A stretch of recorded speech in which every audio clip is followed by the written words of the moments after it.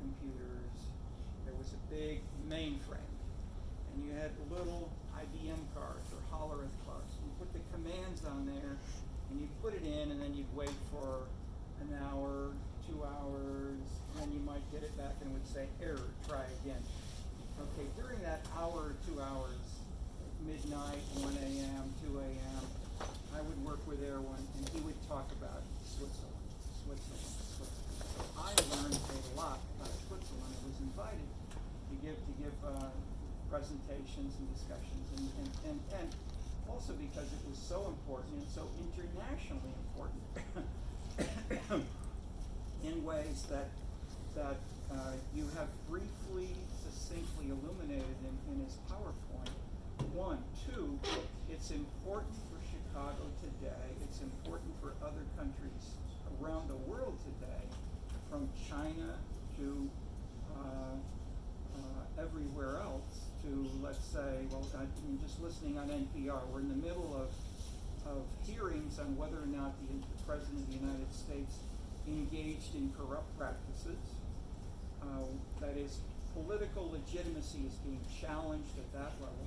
Second, in Illinois today,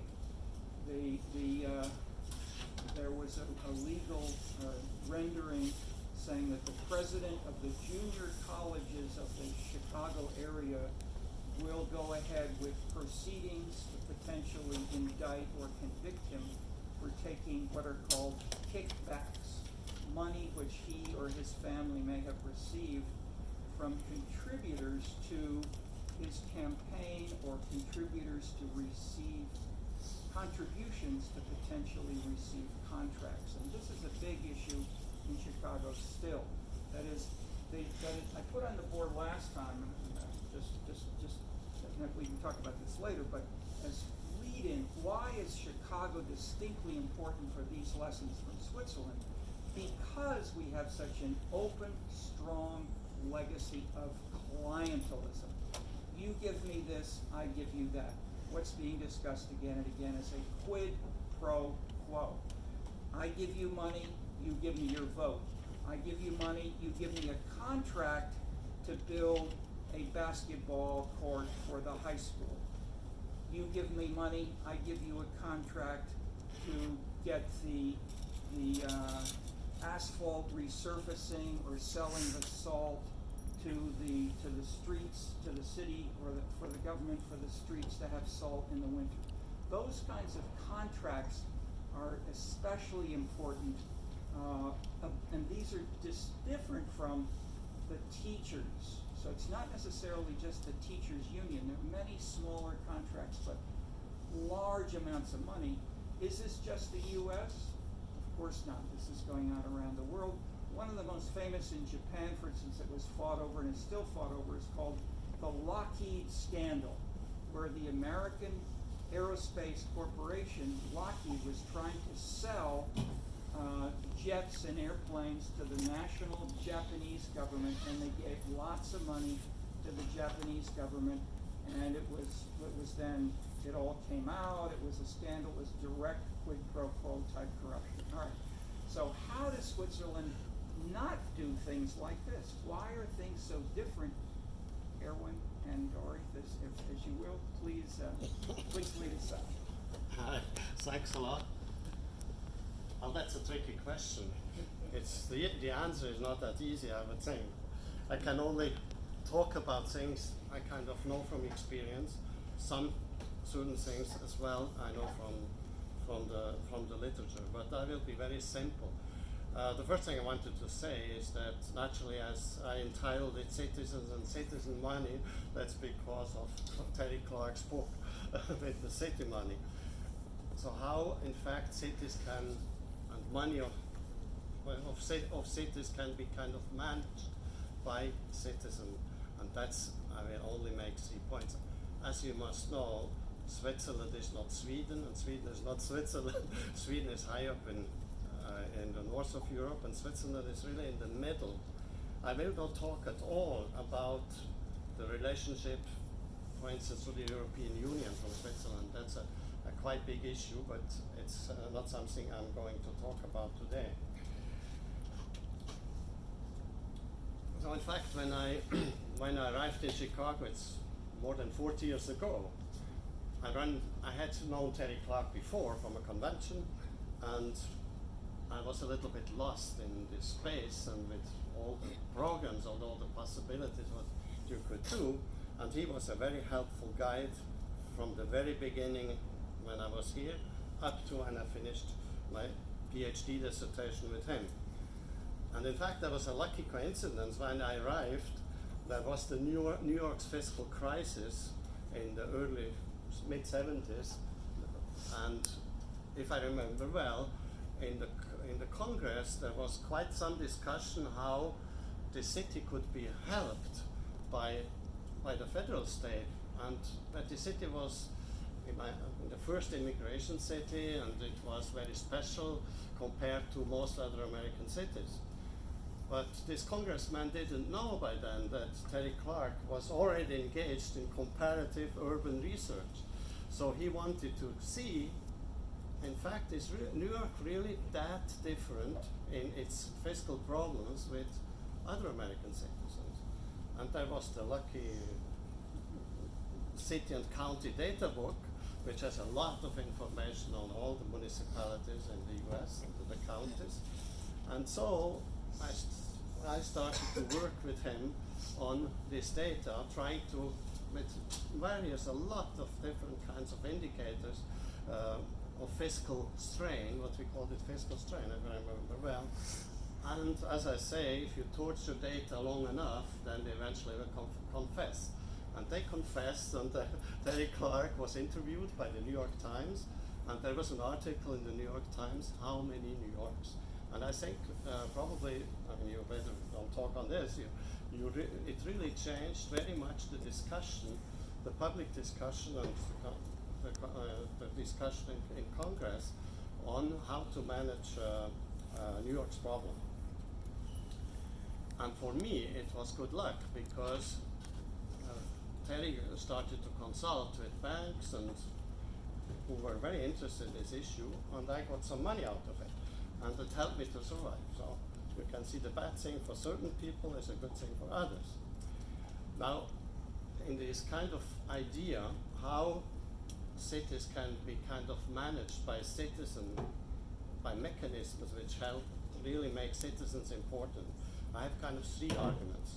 First, and the arguments may not really be that transposable, nor to other countries, nor to other cities, nor that's, I think, a very tricky issue.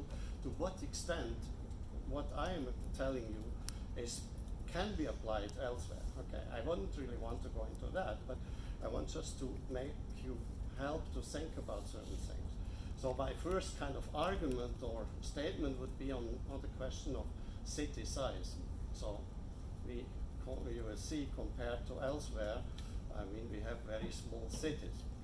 Then the second argument is related to political structure, which is based on as much autonomy on the lowest level as possible, and that can only, when the lowest level cannot manage, you give up some power to the higher level, so that the higher level will be able to take care of the public problem. And the third issue is direct democracy, and I will go into that. That means basically you're not just, and very importantly, you're not most of the time just voting to electing people into office, but you're voting on issues, and that's really, I think, maybe the most crucial particularity of our country. So to the first point, the population, 8.5 million, so is quite roughly identical to the New York City and to Chicago agglomeration. But we have only 5 cities above 100,000, so it's comparative to New York City or to other cities in the US, very small. And even the largest city has not yet reached 500,000, it's Zurich. And only 14% of this 8.5 million live in this, for us, big cities. And most people live in municipalities of 10,000 to 50,000 to 90,000, I mean in between, and we have 2,200 municipalities. There have been more than 3,000 about 15 years ago, but the fusion for different reasons, because too small is also too difficult to handle to a certain extent. The political structure, in fact, is very similar to the United States, especially that the Swiss constitution has been inspired by the US Constitution. So our Constitution of 1848 is pretty much a copy, except that, so we have a confederation, federal state, we have 26 canton states, and we have these 2,200 municipalities. The principle of autonomy and what I call subsidiarity is really that public tasks are achieved at the lowest possible level. But that also means they're not just achieved. The taxes are collected there, and the taxes collected there go into for paying these public tasks on this level. So I don't know exactly what the situation is today in the US, but we, from the income and wealth tax we have, there's only about 13% which go to the federal government, and 44% and 43 whatever go to are on the level of the canton, on the level of the municipalities. So most tax income from this source is really is spent at each level. So people are in control not only of how much taxes they're going to pay, but also for what they're going to spend it. And I come to the third point. And how are they in control? They're in control through the right of referendum and initiatives. And these rights are present on every level of government, on the federal level, on the cantonal level, on the municipality level, though I don't want to go into that. I mean, there are differences, like in the US, there's difference between states, how certain things are handled. There are states who are more centralized and others much less, but this is not that. I mean, the ones who have the kind of Latino-French tradition are more centralized than the German influence state. So there are the two possibilities. If you want to have something, you collect signatures and you ask for a law of this and of the other kind, and that is on the federal level an initiative that needs 100,000 signatures collected within 3 months. And they are verified and they have to be there. They have to be really collected from citizens. They cannot be collected from people who are not Swiss nationals, okay? The referenda is less stringent. We have only 50,000 signatures necessary on the federal level. And there are discussions for a couple of years already that this is a too low threshold, because in fact we get over the last 20 years a steady increase of the number of initiatives and the number of referenda. And some people feel, some political leaders feel that's much too much and it overburdens the citizens. So I took this stupid example, but I give you another one. In a small municipality, if they would really want to have a big swimming pool for everybody to enjoy the very short summer in general, they would maybe make an initiative. The municipality, the authorities, the municipality council would elaborate a proposition with a budget calculated for the investment, the one-time investment, amortization, plus maintenance cost over, let's say, 20 years, which would be the length of the project. And they will vote people, the population, the people, the voters, the citizens of this municipality, on the same time on a tax increase. Okay, they say we have to increase for the next 20 years the tax by 0. whatever percent. So people will at the same time vote say, everybody would like a swimming pool. I have one at home and so. But they know at the same time that will cost us money and my taxes will go up. And do I agree to pay that more taxes? So I think this system has led, in general, it has really led that public expenditures are quite nicely under control. What I maybe forgot to mention, if even the threat of a referendum can be very helpful to the political elites, because they don't like very much if they come up with a proposition and then it will be turned down by the voters. So they anticipate, and the political parties discuss things amongst them, also on the federal level, to say, okay, with this proposition we have a good chance that we will get a yes vote, while the other there is no chance. For instance, one proposition for the moment wouldn't have no chance is to join the European Union. It had like a 50% chance about 15 years ago, and now it would have only about a 20% chance. So the political elites do not come up with this proposition to vote. Expenditures in general exceed tax income on all levels of government. But still, there are some places, some cantons, some states who are worse off than others. I mean, it's not totally equal.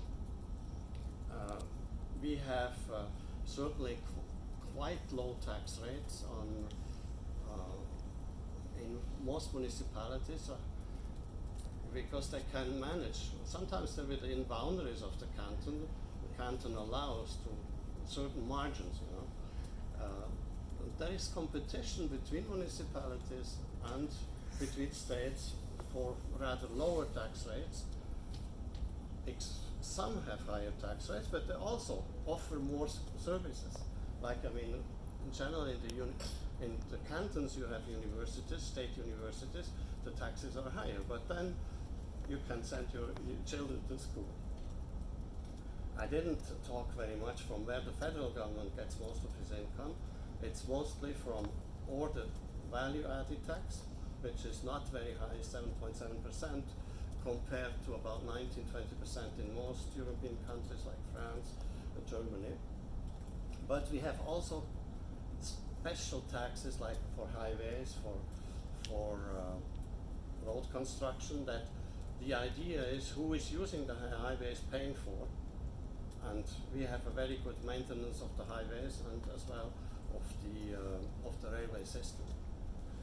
Now it happens, I say, this was a kind of optimistic presentation of what's going on. It's not always that clear and not always that well respected. For instance, we had a federal referendum on putting all transit through the Alps from north to south on the railways, and to limit the trucks to a certain number. I don't exactly know how many, but this has been voted yes by the voters on the federal level, and now we are 15 years later and we are not at all there. I mean, it's not at all implemented as strongly. Another thing, another initiative, an initiative which has been voted in is the limitation of foreign immigration, and it has passed by 50.5%, so it was very close. And the government naturally has to deal also with the European Union and the contracts we have, the bilateral contracts we have with the European Union.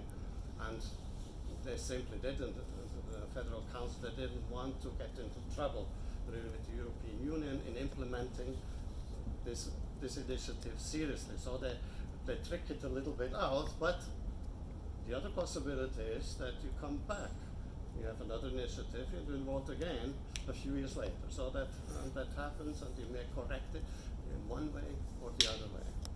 And maybe the last thing to the referendum, because we have now I don't know if you looked at this more closely, you have the Brexit referendum in England.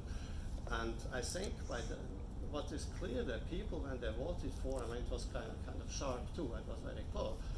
They voted in favor of leaving the European Union. I don't think that they knew what they were going into. So if you have a referendum democracy, that means at the same time that citizens must be quite alert all the time of what's going on, and you cannot just come every 10 years and throw it in the referendum and say, now tell me if you wanted this or that or no. So maybe I stop here. Okay, thanks a lot for listening.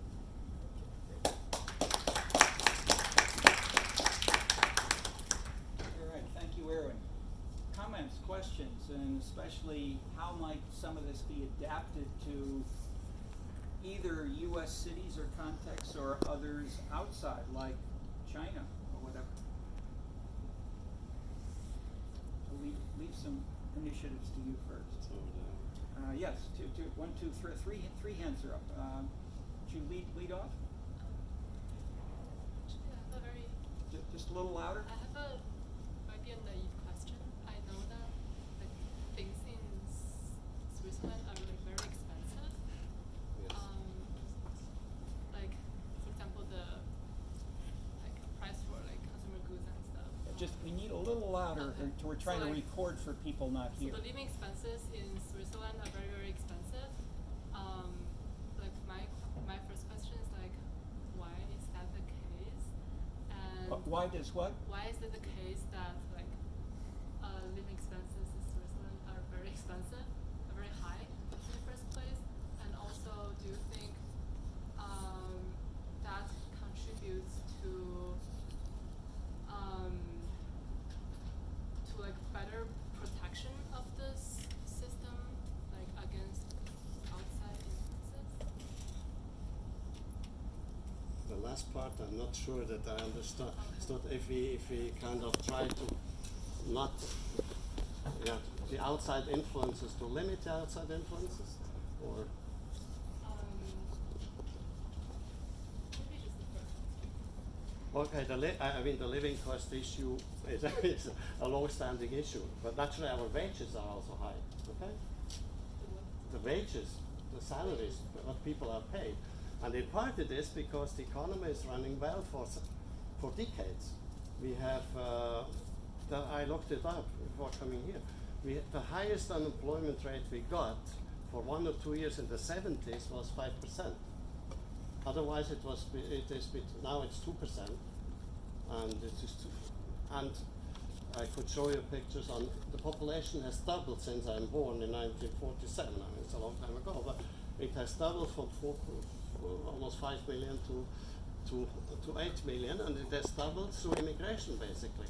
We attract a lot of very qualified people from the surroundings, Germany, France, Italy, but also now from Asia, from countries. I think this is, I don't know, for a long time in this situation we have. And then, for instance, medication has a big issue of health cost, limiting health cost. You go, because we live very close to the French border, 300 meters, you go to France, you get the same medication sometimes for half of the price or even 1/3 of the price. So they know that we can afford it, so they charge it. And, Do you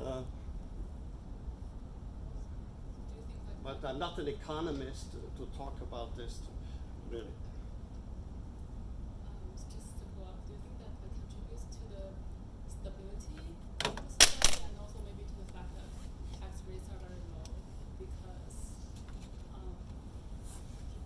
because wages are very high, so like the government is like functioning very well, so it doesn't That's probably that's certainly true. But I think we have I mean, have you been in Switzerland? Have you taken trains? Have you taken buses? Have you taken? I mean, everything is in very good order. Even the highways are maintained, and it's very costly. Potholes, no potholes. We build a lot. We have a tremendous amount of tunnels because we have mountains, and tunnels are very expensive, and bridges are very expensive. So I still think that basically it has to do with good management over a very long period of time. And you get some examples of bad management in Switzerland too, for certain states. Okay. Another simple answer is you're talking in Switzerland and the U.S., maybe less so in China, for instance. There's a there's a sharper differentiation between the private and the public sector. And this presentation is mostly the public sector. It's not about the whole Swiss economy of making the watches. The watch companies are private. So this is more about government, citizens, and voting, and because citizens do not vote on the wealth or the income of wages of the whole economy. They only vote on what you pay for the workers of the government employees. Well, social security systems naturally we vote on. Okay? Yeah. I mean, there are different kinds of social security systems. Okay. All right, we had 3 hands up. In the back, yes. Yeah, so I was just wondering, comparatively to the U.S., like to some order of magnitude, how does Switzerland compare with voting participation? I know the U.S., especially at the small levels, really struggled to have people actually show up for these elections. Okay, on the lower side it's 30%, on the higher side it's 60%, okay? But like Geneva has been traditionally on the low side because you have a huge amount of immigrants who have become Swiss, and they're not that familiar with the system, and they don't always know what's really going on, why I should vote. But political scientists had made a study and showed a couple of years ago that it's not always the same who vote. I mean, if people think that's not so relevant to to me or to what I don't really that much care, they may not go. But once they care. We have a doctoral candidate in economics, Dr. Lee, and is working on this. And your name is what?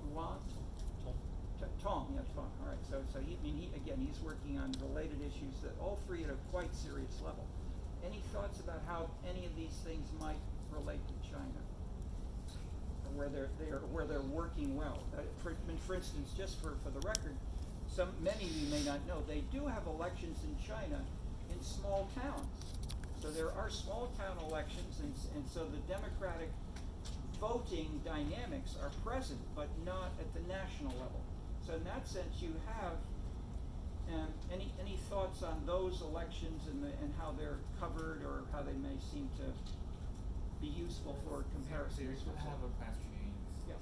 It's about the relationship between the central government and the local government. Because in China, also as you say, maybe the local government will have an election. But the problem is that the people that they elected must listen the order from the upper government. So it has a problem.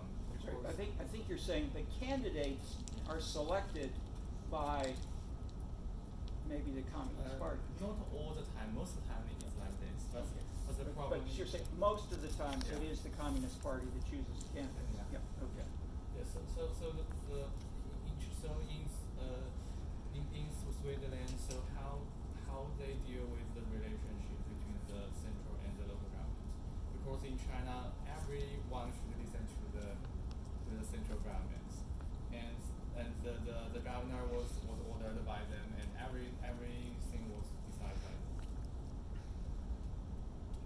them. No, in terms of, I mean, like, let's say who is going to be elected or even put on an election on a municipality level, there's absolutely no influence from above.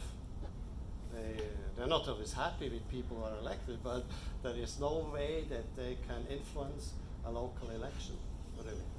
But just to add a footnote right there, China in this sense is no different than England or France. In England or France, the national parties prohibit and strictly control who is, it's called slated. That is, in an English locality, you will not be slated as mayor if you do not follow the National Conservative Party or the Labour Party. And so it's not just China, which has party selection. But probably one reason for that is that you have probably a lot of finances coming from up to down, okay? And it's the other way around. It's from down to up, okay? So, I mean, there are conflicts. There are conflicts between the federal government and local governments. Like, for instance, there's a federal law on how to manage the environment and things like that. And like in cantons, which are very touristic, they don't pay that much attention to the federal law. And there is a big margin of tolerance. We say, okay, if they lose tourism, then this may not be good for them, so we don't be too strict. But after a while, over time, the federal government will come in and say, okay, now we had 10 years to adjust, and where are you now? And this creates a few conflicts, but then generally the lower level adjusts to a federal law or a cantonal law for municipalities. That's the same kind of game. But in terms of persons to be elected or not, I think there's really no influence. There would be rather the opposite way. From below, they will try to put people who are more favorable to their canton, at the top level. But from above to below, I couldn't tell you an example. But you ask why, and I mean the simple, quick answer is history and culture is so big and so strong and so long. And he went back to Switzerland was never a nation. It was created from below by little cantons fighting against the Austrian family, the Habsburgs, and against Napoleon and so forth. And so in that sense. And now against the European Union. In fact, this is true. It's what we call it. It's a voluntary nation. It's not a natural kind of thing. It's not because we liked each other very much we came together, but we disliked the others around. So and therefore we compromised and we said, okay, if we don't want to be overrun by the surroundings, we have to stick together. And we have to be rules and minimize conflict amongst ourselves. We interrupted you a little bit. Other sort of related themes on China or Chinese? That is, China's a fascinating case because it's not a simple question of democracy or not. China has more strongly certain values of democracy than we do in the West. I mean, the goal of egalitarianism comes from the Communist Party, but it's very strongly implemented and held, as was true in Eastern Europe. So I pointed out after the Berlin Wall went down, the East Europeans were angry with the inequalities that were increasing with capitalism as they saw it. So in that sense, you have elements of trying to have citizens more actively engaged, and this works through social organizations, through cultural facilities, through libraries, through cultural centers, trying to create these so that every Chinese citizen has equal access. In that sense, it's the same. That's the same process as centralization of the welfare state benefits in Western Europe and the like, and using a strong state to try to make more equal the benefits to the disadvantaged and everywhere. So in that sense, China has that kind of commitment, but at the same time, there's less commitment to active voting and so forth. Okay. Question? Yeah. Comment. Just want to add on to that. Yeah. Maybe tell us where you're from. I'm from China. You're from China. Okay. Good. Well, what part of China? Beijing. Beijing. All right. Yeah, I completely agree with what you just said, because I think like in China there is really firstly a lack of efforts to inform the citizens of laws. Like partly also because there are so many people, the size is so big, and the difference in education level is so big. So like it's just really hard. For example, if we hold a referendum in China, like maybe 1 billion people don't even know like what a referendum is, and so like there's really this lack of like grassroots efforts to like to really like educate the people about like political systems or like voting, how voting works. So I think like that's definitely like one important reason why for sure. central government must do all of that. Incomplete knowledge is an issue for this for sure, in every part of the world. And I talked about the evidence in the U.S. that 80-90% of Americans contradict themselves at the beginning or the end of the same questionnaire when you ask them, are you in favor of unions or not? You ask the question in a different way, and they So in that sense, there are information problems, but as Erwin mentioned, often people are very more knowledgeable about one or two things. One, such as school teachers may know more about schools, or people who are motorcyclists know a lot about motorcycles and the motorcycle regulations. So in Illinois, for instance, the state legislature said, you're riding your motorcycle and you have no helmet. That's dangerous. We should have a state law that we will require helmets. So what happened?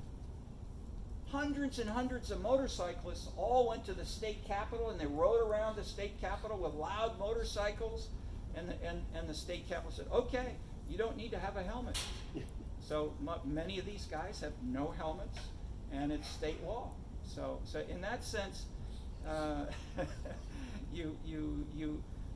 the cyclists were very knowledgeable about that one issue, but they may have known nothing about 100 other issues, but that's true of many people in much of the world, and simply to recognize that and to try to see where and how we can handle it. Actually, what if we show one or two of the other slides? Would keep Erwin engaged.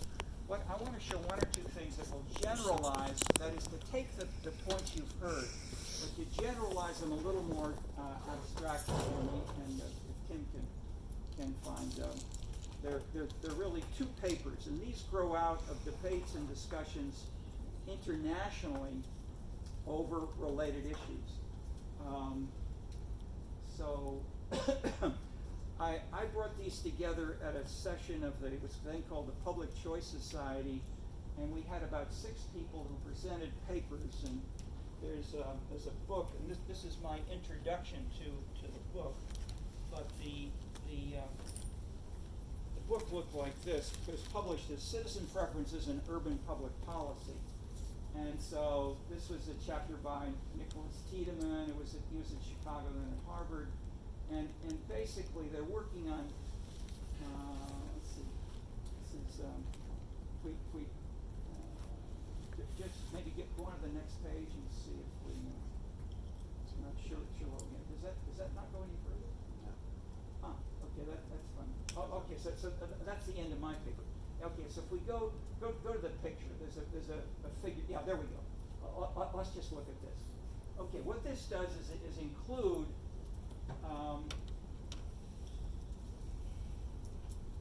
number B, majority rule in direct referenda and binary choices, sort of yes or no on the referendum. Okay, that's the main topic that Erwin Zimmerman has been talking about.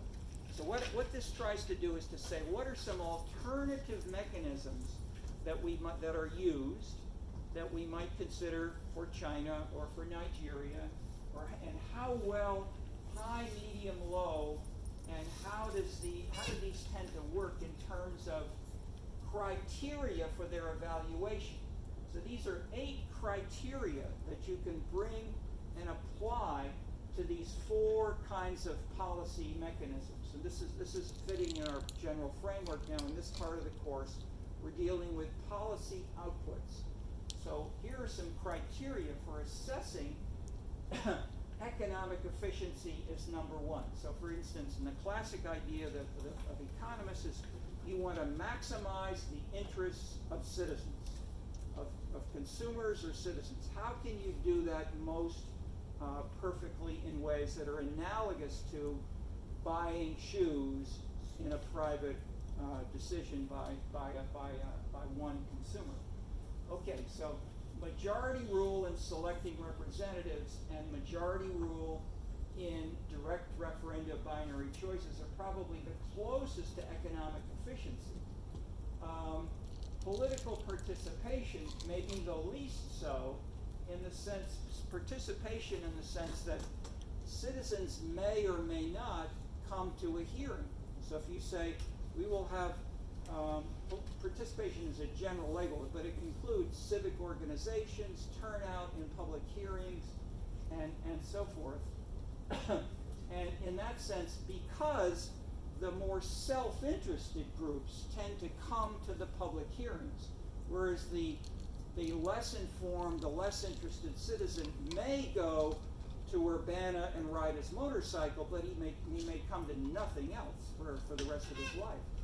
Okay, the last is citizen surveys, which are like a referendum, but which can include a wide range of questions. And the problem there is where and how to ask those questions. And I'll come back to that. Come back to that. Second is determinateness. All of these are medium, we suggest, in terms of precision of determination. That is, they can be implemented, as Erwin discussed, fully or not, etc. How about changes in information and taste by citizens? This may be the best, the referenda, but and citizen surveys. I would say citizen surveys and referenda are probably the best in capturing those. Preference structures. Okay, this is where economists really have been very active. The Nobel Prizes went to Samuelson, Cannizzaro, for showing how the structure of preferences and the intensity of preferences undermine the normal workings of many of these. And so where and how to handle these, especially the intensity of preferences when you have unions or motorcyclists who really care strongly about one thing and care nothing about the rest. Strategic behavior. Okay, this is where the public good idea of Samuelson generated a lot of discussion, that people will lie. And you say, how much do you want to pay in taxes? And if you're 50% of the Geneva citizens, you say, I'm not going to pay. You say, oh yeah, I'd say raise the taxes 3,000%. That's strategic. You overstate your preference because you know you won't be actually taxed. Okay, so strategic behavior, decision-making costs. How hard is it to do these things? And then responsiveness to the leadership qualities. That is, how much is the way it's specifically implemented by a leader to handle the concerns of citizens and the multiple participants.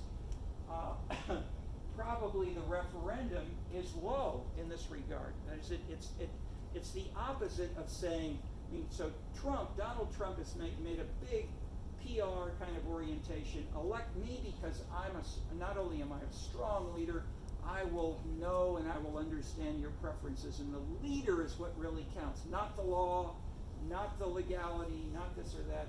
And so that, in a sense, that's the, whereas the argument for the referendum is precisely the opposite. We don't want strong leaders as they have in Geneva or with Napoleon. We want to have, and Erwin didn't mention it, but the ideal elected representative in a small Swiss commune, people may not know their names. They talk about them as the administration or the executive or the council members. They don't say John Smith is, mayor of the small town in outside Zurich, and I want to vote for John Smith. That sort of charismatic self-aggrandizement of the name is the opposite of the Swiss general style. And so so I'm simply laying these out to say none of these is perfect. They all have their advantages and disadvantages, and what the whole book then does is discuss. This is a summary of the themes in the book, that by multiple authors we go over where and why and how these things have their advantages and disadvantages.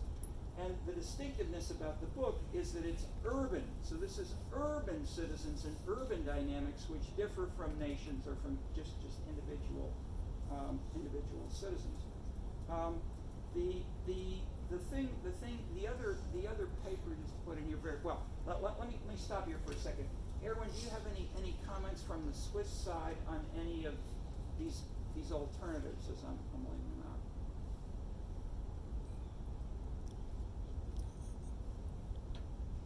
I think by the way we don't, as I was very interested professionally as well in surveys, I was rather disappointed, for instance, that nobody was interested in surveys except for the press.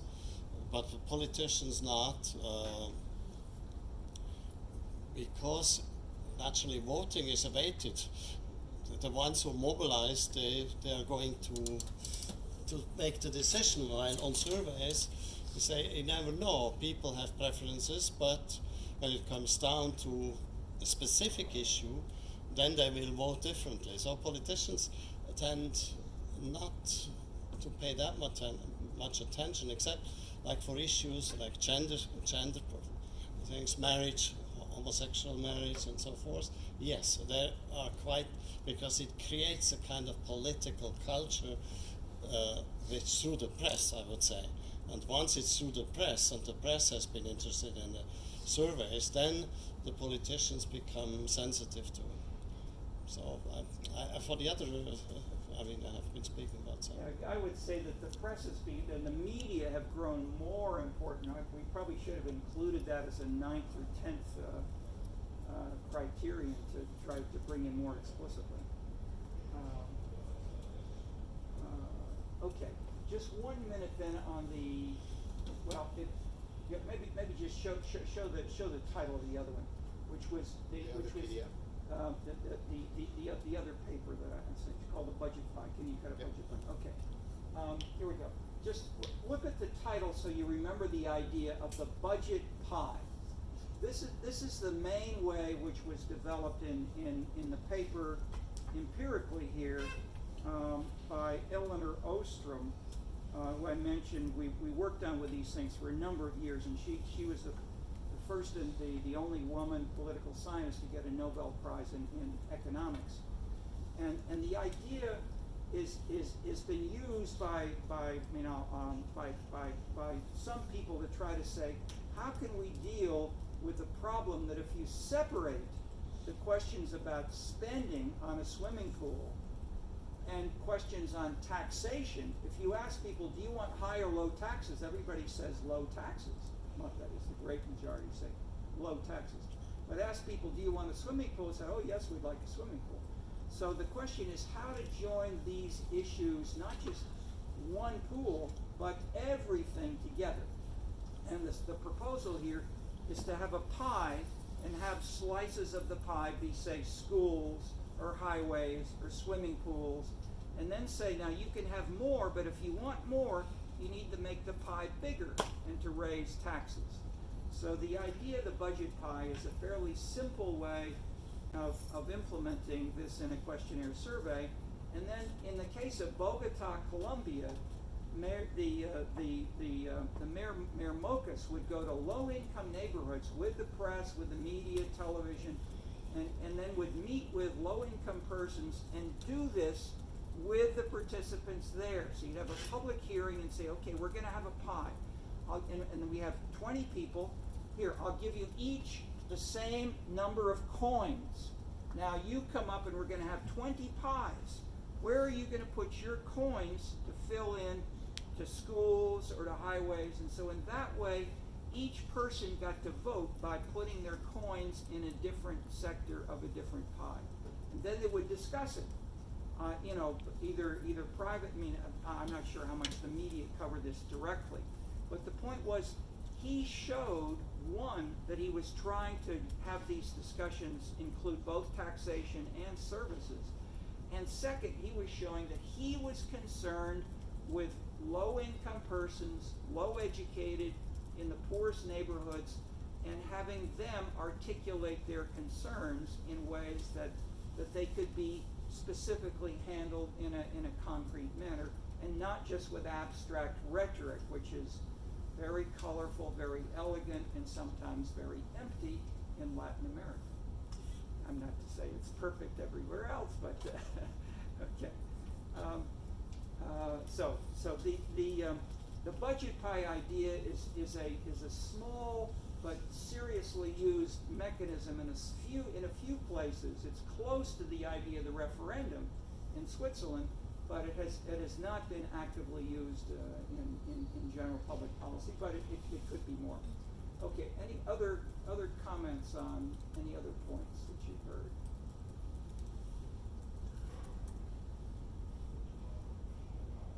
because these are as you see, these are ways of engaging democratic specifics and practices into, or I shouldn't say democratic, these are ways also of challenging, of critiquing some of these democratic practices, that some of them don't work so well. Information, the cost of getting the information, the time, etc. And so clearly we don't have 100% turnout, and we can have inconsistent results.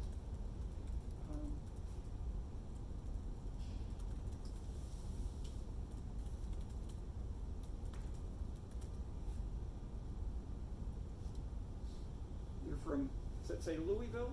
Yep. Okay, Louisville's well known for many things across the U.S. Tell us one or two.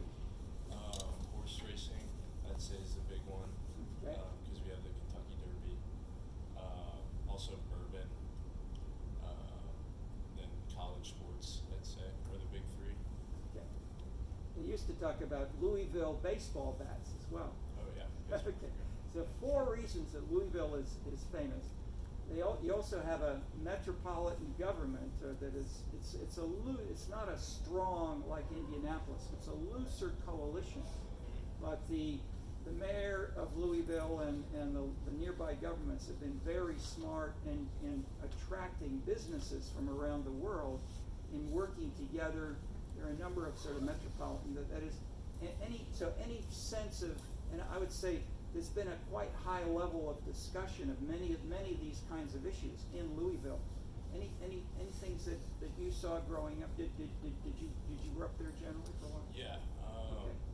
I would say I noticed at the beginning of his lecture, he attributed like kind of Switzerland's success to smaller cities, and I think that is definitely represented in Louisville, just because there's not much of a divide politically when it comes to different classes of people that live there, or between like the citizens and the government. And that's very unusual in the Yeah. world and the U.S. Yeah. So. It's a strong statement. Yeah, so I definitely noticed that growing up. And I guess. How about an example, just that people can compare with? Well, I think for how big a city it is in terms of population, I think the cost of living is generally fairly low. I think 'cause it's I know it's like a top 30 city in terms of size, but like taxes are not very high. And I know, especially compared to Indianapolis and other cities of similar size. I guess that would be an example I could think of. How about the style of the mayor? The style of I mentioned the mayor of Bogota going to a low-income neighborhood, talking to individual citizens, etc. I interned in the mayor's office a couple summers ago. Okay, in great. Louisville, and he was very. He did not at all do like his daily work, like his work day. His average work day was a lot different than I pictured, because he spent every day I was there. We'd go like we went to the zoo, and would like open. I think we opened up like a new part of like he just spent most of his time trying to make citizens happy. Like we went to some of the lower income areas of the city and like would go to restaurant openings and stuff like that. And he like it wasn't as much office work. He spent a lot of time reaching out to the people, and we went all over the city to do stuff like that. Yeah. Okay, I know, but that's a clear, specific, powerful example that he did not simply use the media or only go to the big, large number of events, but went to an individual restaurant, just going to the zoo regularly. I mean, that says a lot, illustrating your general point of how can a leader potentially create this sense of responsiveness, and maybe actually be so in the policies, as well as the symbolism of being your representative. Okay, we're at the end of the class. Thank you for participating. Thank you again for Erwin and Dory for being here. Thank you. Engaging these issues.